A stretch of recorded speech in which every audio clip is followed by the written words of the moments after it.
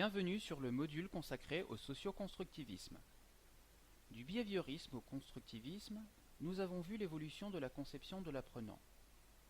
D'une tête vide qu'il fallait remplir de connaissances, on est passé à l'idée qu'on pouvait influer sur son comportement par une récompense. Et enfin, que la connaissance est au fond une construction mentale de l'apprenant qu'il réactualise en fonction des nouveaux schèmes qu'il rencontre. Le socioconstructivisme va reprendre en partie les idées du constructivisme, mais rend indissociable le développement des activités cognitives et le contexte socioculturel.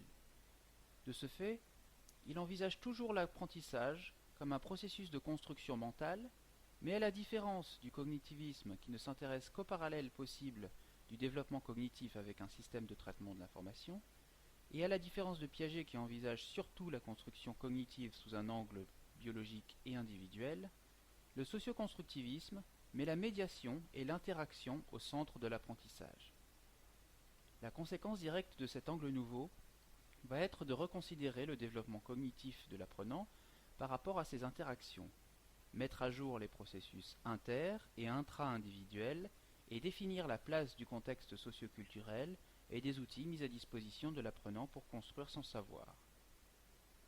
Dans ce module, nous vous proposons de découvrir par vous-même les tenants et les aboutissants du paradigme socioconstructiviste de l'apprentissage. Vous aurez à disposition un apport théorique non exhaustif des principaux théoriciens des concepts clés du courant.